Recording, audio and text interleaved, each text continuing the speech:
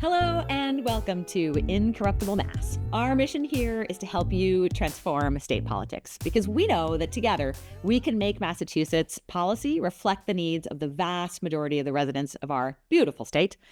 And today we have a wonderful guest here to start our series on immigration under Trump.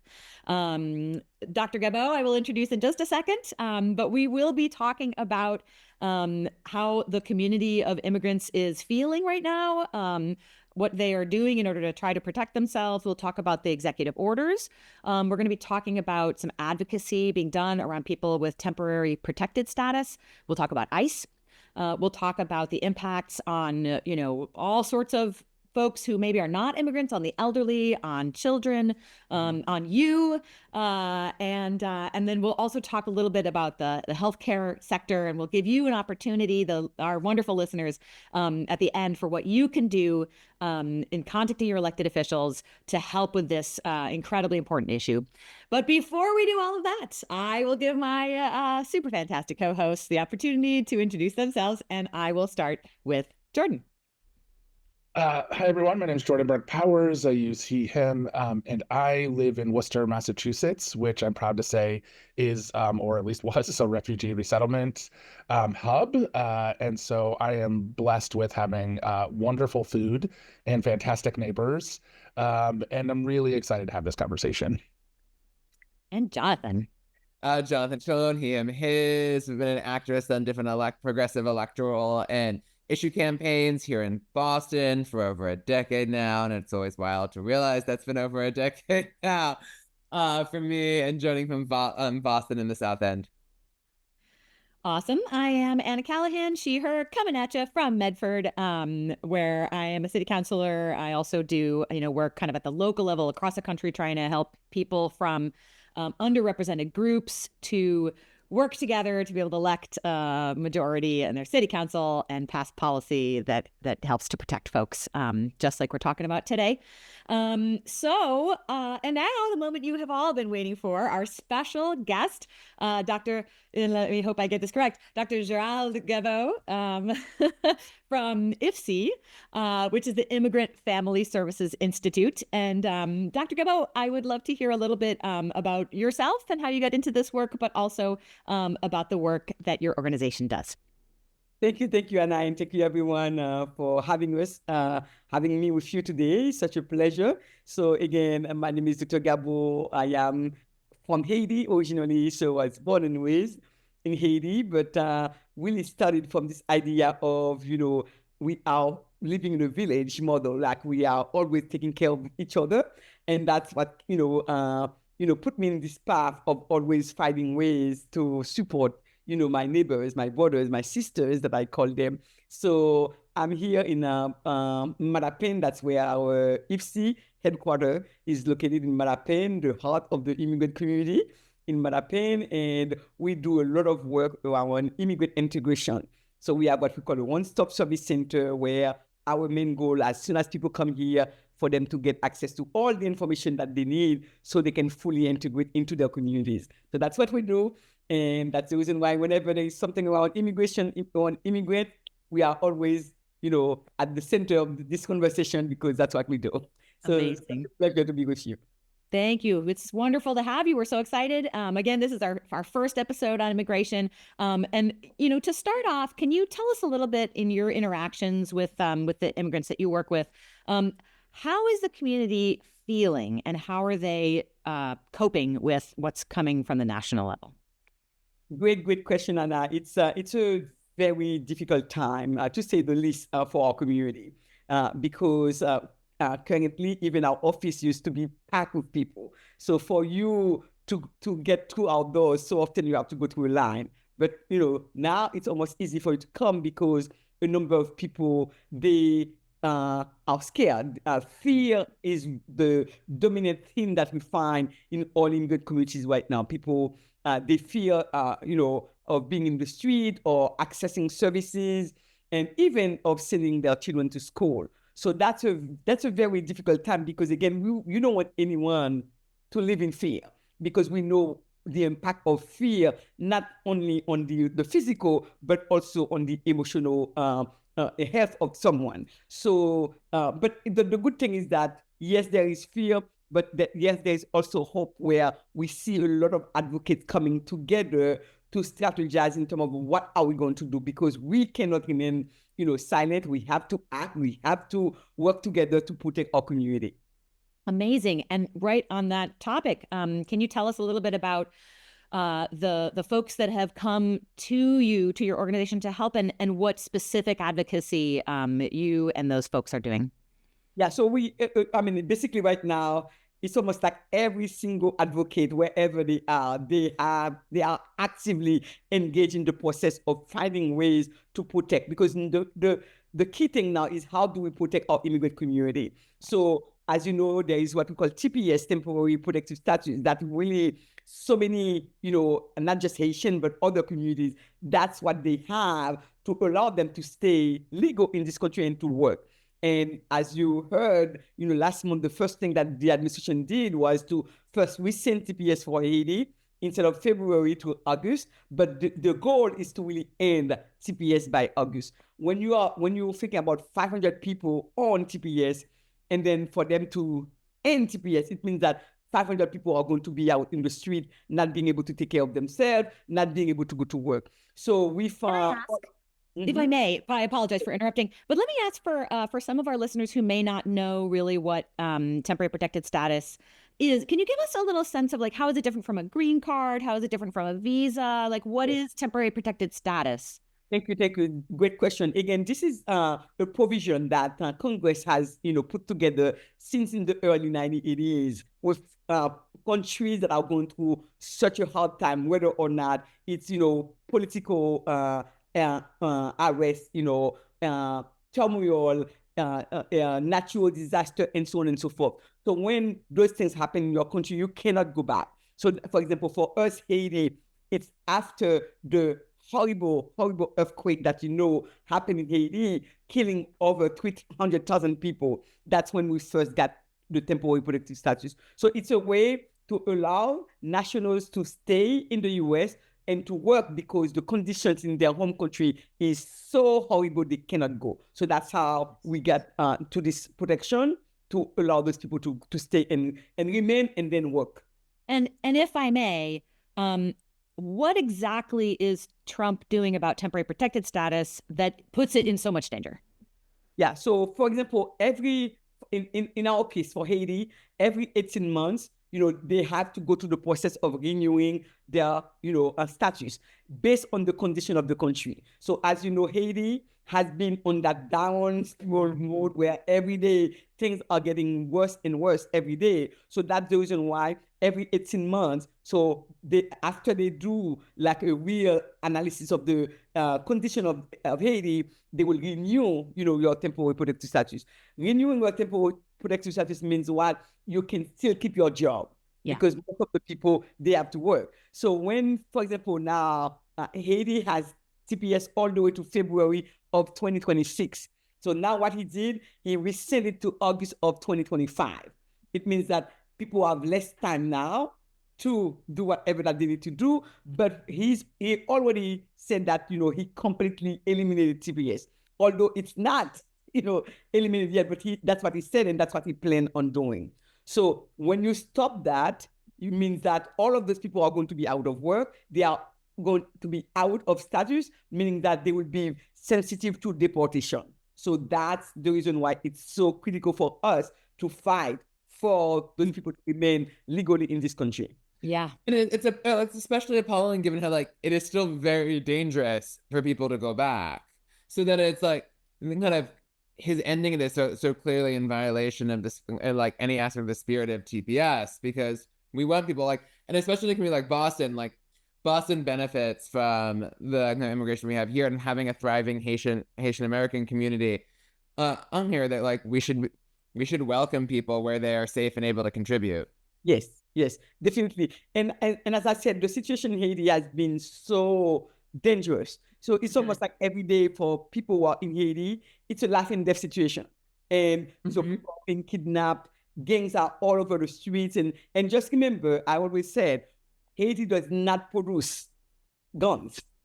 Haiti does not produce any of those things that they are using against our community. They are coming from somewhere else. You see what I mean? Mhm. And that's the reason why when you are in a situation like this, where citizens of Haiti cannot even get out to do their day-to-day activities because most of the streets are controlled by the gangs. So that's the reason when someone is here and you ask them to go back, so basically you ask them to go back to death, especially that they have been here. You see what I mean? Yeah. I'm also going to jump in with a super quick thing, which is like, it's not like the United States has had nothing to do with the destabilization of Haiti. Oh, I'm telling you, and that's exactly what, as of today, still everyone can see the hands of the US around what's going on in Haiti. Yes. Right. Who needs to be president, dictating what we can or cannot do. So the US hands in Haiti is so palpable. And that's why we have what we have right now. Yeah. Because if they wanted to stop the gang violence in Haiti, they would have done that a long time ago. But no, for some reason, they want this to continue. So that's a whole other discussion on foreign policy. As well as the fact that any time that there are a bunch of guns appearing in another country, they're probably coming from the U.S. somehow. As I know, in Mexico, Claudia Sheinbaum has pointed that out, that a lot of the violence that happens in other countries either happens because of destabilization, like political destabilization that the U.S. had a hand in, or U.S. weapons that the U.S. loves building and sending everywhere. Exactly. Yeah.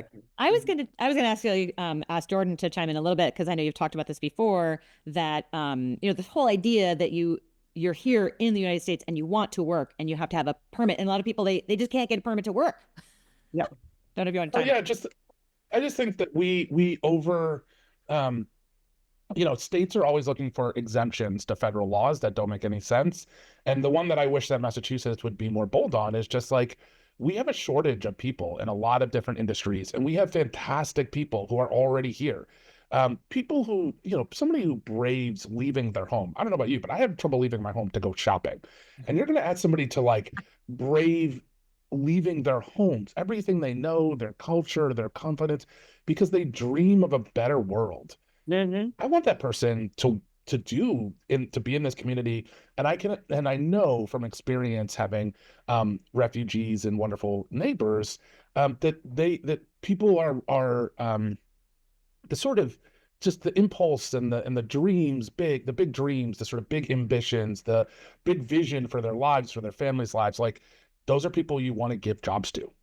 Exactly. Right? Like those are people you want to invest in as a society. And we could be doing that in Massachusetts. And I think that's ultimately what I think is just we need to be less deferential to, there's plenty of laws that we don't follow because we don't like them.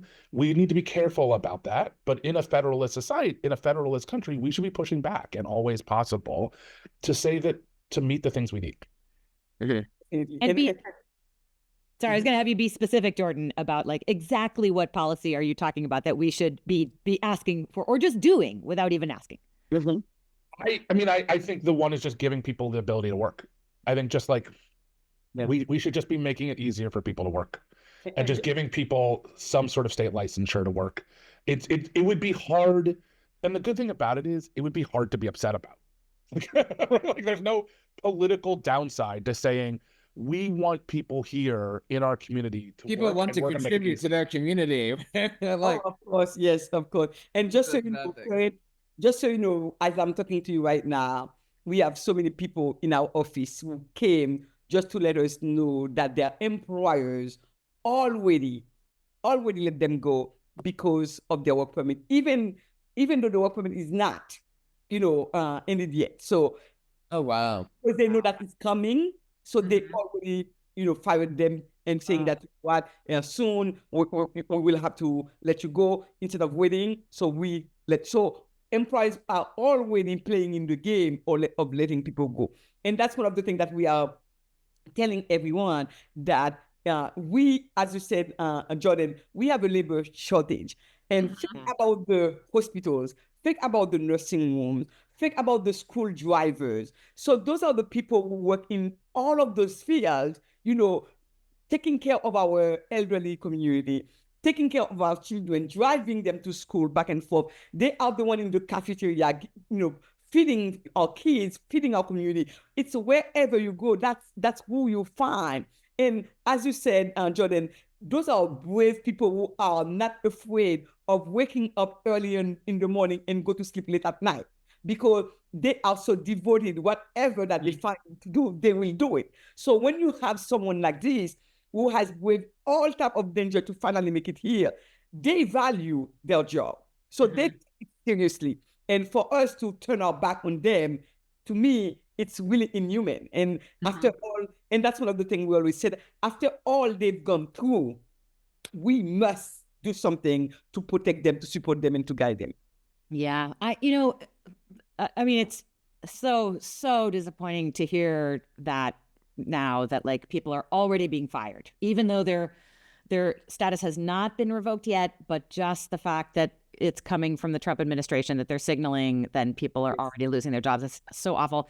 It speaks to just quickly, like it speaks to the problem of how many institutions like complying in advance rather than fighting harmful activity. People who are using, like, particularly those who have more power, who can view that as ways of gaining more power over things. Like if it's a boss wanting to get more power over workers by complying in advance, rather than actually fighting for the people who, like, boss, the people who have made you successful. That's right. Exactly right. That's exactly right. Yeah. Well, let me turn this conversation to our healthcare industry here in Massachusetts. So people who follow the podcast will know that last week we did a whole episode on the primary care crisis in Massachusetts, that we do not have enough primary care doctors. Many of them are about to retire. Many of them who are not about to retire are totally burned out and can't wait to get out. And we don't have a pipeline coming in, and we're like in a huge crisis. And the other thing that I want to just put in my own sort of personal story, that during COVID, I had a wonderful friend in the Haitian community that I had long conversations with, and came to an understanding that most of the people that she knew in her circle, which is many, like, extended family members and also friends, that the vast majority of them had at least one member of their household who worked in the healthcare industry, often caring for the elderly. And their rates of COVID were wildly higher than the average because of this, right? That they were in these vulnerable populations that were getting COVID, and in these nursing homes that were getting COVID, and everyone's getting COVID. And then they themselves were in multi-generational households. Anyway, I don't want to go on about what a terrible situation that was, and just heartbreaking. But I do want to mention that, we have a primary care crisis, and lots of the people who are in the nursing profession are immigrants. And if we end up losing a large proportion of our nurses at the same time as we're losing that we do not have enough primary care doctors, like, we are in deep doo-doo here in Massachusetts. I know, and that's why we need everyone to understand. So what's going on right now is not just going to impact the immigrant themselves. Yeah. It's going to impact every single sector, every single person, wherever you are. Yeah. So when you talk about the healthcare crisis, just think, it's not just primary care doctors. We don't have enough technicians. We don't have enough nurses. In all of the sectors, we don't have enough. And now here you are. And the good thing is that, Anna, we have a lot of people who are here who held degrees in medicine, in nursing, in all of those areas. So I'm glad that we're right now in Massachusetts with MIRA Coalition, this is one of the bills, around, giving access to those people who have, experience in that field to come and be able to work here. So but for us as immigrants, the healthcare field has always been something that we deeply care, because that's part of what we are. We care for each other. And that's the reason why you find a lot of people getting into this field, because they want to continue, the caring that they've done for their parents, their elderly. Because in Haiti, for example, you don't allow people from outside of your community to come and care for your elders. You are, as children, that's what you do. And that's the reason why so many of them are in the healthcare field. So when you stop this program, you stop their work permit, you're telling this entire kind of world that there is no one who is going to take care of of grandma. There's no one who's going to take care of grandpa. There's no one who is going to take care of the sick, the babies, and so on and so forth. So the impact is so big. And that's the reason why I want everyone to pay attention to what's going on right now. It's not just immigrants. Yes, let's say that you close the door, all immigrants are gone. What's going to happen to us? What's going to happen to our economy? What's going to happen to our schools? Just name it. It's all of us. Wow. So I'm tingling. My hair is tingling, you know. I just want to follow up on that and say, like, you know, even if you're the most selfish person in the world, like, what happens when you destabilize communities? Because overnight, without any warning, your bus driver is gone. And not just they're gone, but like the money that was in their pocket that used to go to your store, that used to go to help your community, that's money that's gone. Like, that money leaves with that person. That was money that was going to you, right? So it's like it literally is the definition of like cutting off your nose to spite your face. Yeah. It's just like, integral parts of our community, but like not just integral parts because, oh, it's like a nice thought. Like, even if you're the most selfish person in the world, people are here contributing to they are giving you money for service. Yes. They are giving you services, and they're gone for no good reason.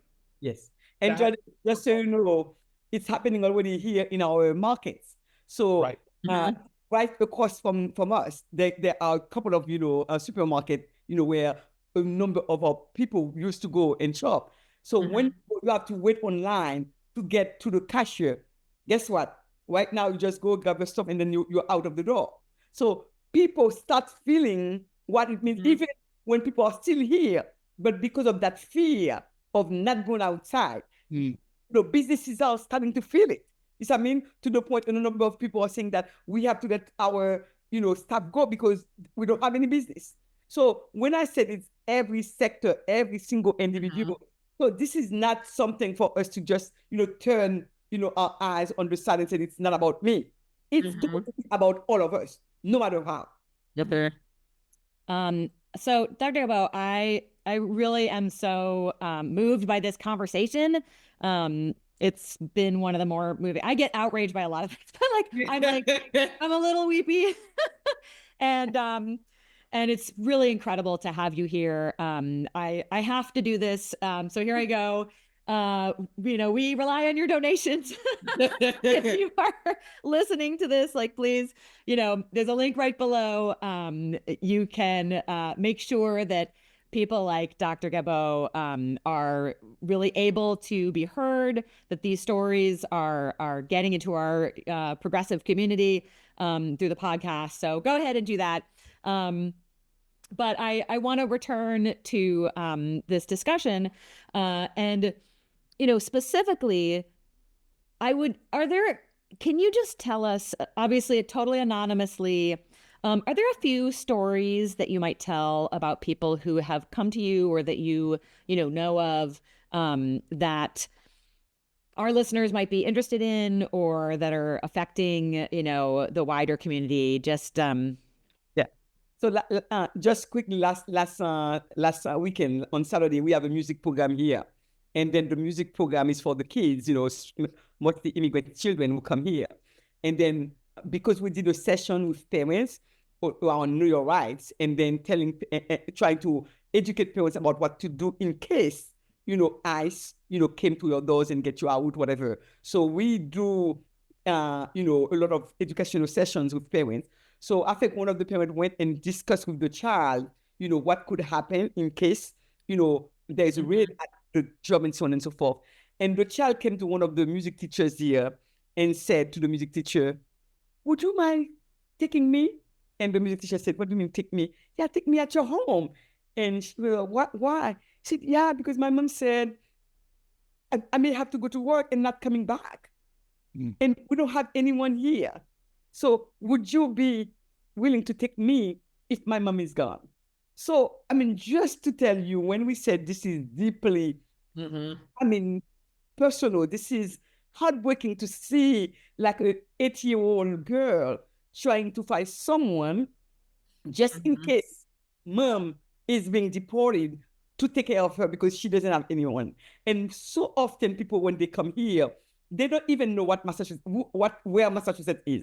So often it's after they got here and we said, yeah, you are in Boston. And they said, what is Boston? So often they have no other family members, to care for them. So they rely on us, they rely on the community that we are building around them for them to feel that they have family, they have, a community. And for a child to be so afraid, for a parent to be so afraid, and then for a child to say, okay, let me help mommy. Let me see if I can get someone so mommy feel comfortable if mommy is being deported. So those are real stories, human stories that we are hearing every day. Those who are losing their job, the minute that they lose their job, they come to us. What are we going to do? They just rent an apartment. They rely on that, paycheck to pay. So now you said bye, they cannot work. So where are they going to be? In the street, right? So it's almost like all the work that we've been doing, it's like we are back to square one. So the stories, we have to do, self-care for our staff because the impact on our staff is incredible because you find them in tears. Yeah. When they come back to me and explain, they are in tears because they feel the pain that families are going through, the trauma that they've gone through, and now it's almost an added trauma to what they have already experienced. Yeah. So this is real. And that's what, if there is one thing that I want one of the listeners to hear today, is that it's real. It is impacting real human being. It's not a thing. It's not an immigration. It's not just an issue. It's a real human being issue where people are deeply impacted by what's going on. Yeah. And I think that's a good point because it can so often be talked about as an abstraction.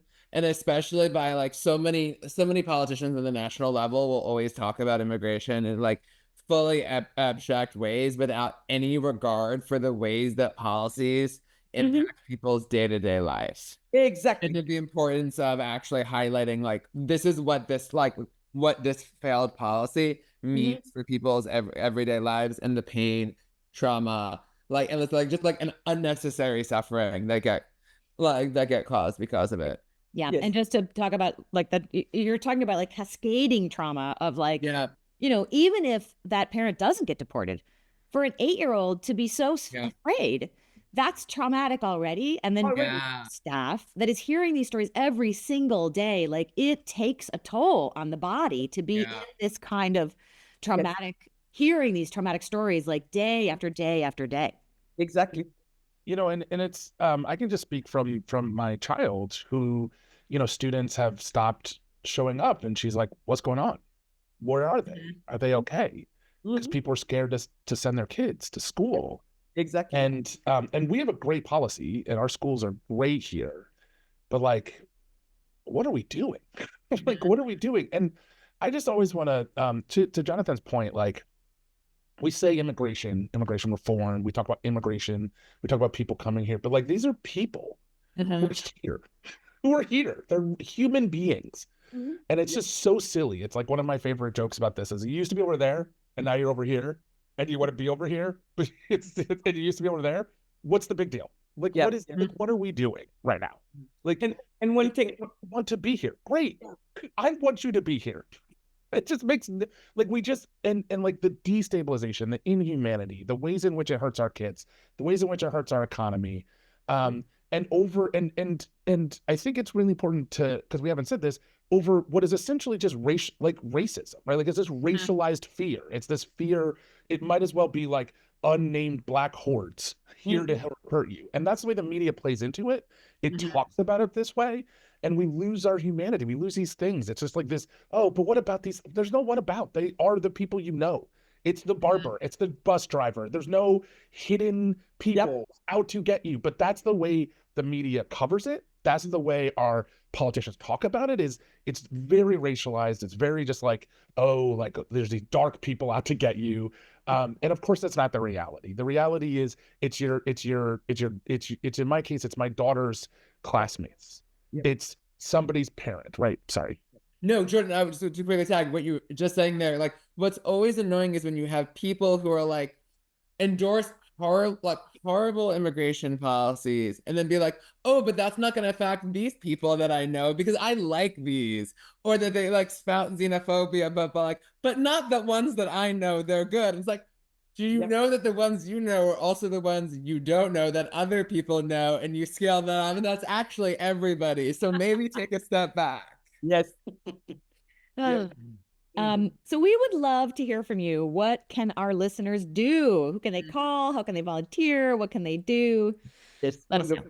I mean, I always say the sky is the limit, especially with what's going on right now. There is, I don't think that there is any one individual. If you are really looking at what's going on right now, we would not find a way to help and support. First, keep an eye for your neighbors, people who are around you. Like I said, if you used to see someone at the drugstore, you don't see that person, ask what's going on, where they are. Checking on everyone. I think that's one of the first things that we can do. Second is being involved, especially around policies. So this past week, Mira Coalition has done a lot of work around a number of bills that we need our legislature to vote on to protect our immigrant community. As much as you can, call, write letters, get involved, because again, we need each and every one of you to support all of the bills that are going on. So we have Lawyers for Civil Rights. They put together a lawsuit against this ending of TBS. So we have a number of advocates. But we need people to rally around them to support them. And also for organizations like us, remember, we are the first one to suffer from all of those executive orders, because when we don't have funding to do the work, guess what? We have to close our doors. So again, we need help. We need for people to say, it's not just word, but at least, let me send a donation. Let me come and see if I can help teach an English class, a computer class, or just be an ear for people to just, talk. So there are millions of ways for people to get involved. And the question is, take a look around you and say, okay, what can I do? And then just, get out and do it. Because it's not just us, it's all of us working together to protect our most vulnerable ones who are now our communities. And we will put the link, if you can send me the link, we'll put the link underneath in the show notes so everybody can see the link to donate to IFC. Yes. And if they can they join? Do you guys have an email list that they can join, and then they'll send them like things that they can work on? Wonderful. Oh, yes. I just put our website. So when you go to our website, there is ways to get involved. And we put like a long list of ways people can get involved. Because again, there is so much need right now. Even thinking about housing, those who are going to lose their units. Where are they going to sleep? How are we going to support them? So yeah, the list is very long. Yes. Right. Well, final words, my friends. I'm going to go to each of my co-hosts and see if you guys have any extra words or questions. Yeah, just that this is an impactful conversation, and I appreciate you for having it. Thank you. I will second that. This has been wonderful. Thank you so much, Dr. Gabeau, for taking time out of your afternoon. Thank you. And again, like I said, when all of us come together in unity, we work together, we show love, we show compassion. At the end of the day, guess what? We are the winners. So let's be winners. Let's not think about defeat, because at the end of the day, we have to do what we were called to do, which is to support and to show love and to show compassion. Amazing. Such inspirational words. Thank you so much. We really appreciate you being here and all the work that you do. And for everyone who is listening, we appreciate you as well. Please forward this on to your friends. This is incredibly important information, and we look forward to seeing you all next week. Hey there. Thanks so much for watching us on YouTube. Please like and subscribe. And it would be amazing if you would also subscribe to us on your favorite podcast player. Just look for Incorruptible Massachusetts wherever you listen to podcasts. Thanks so much.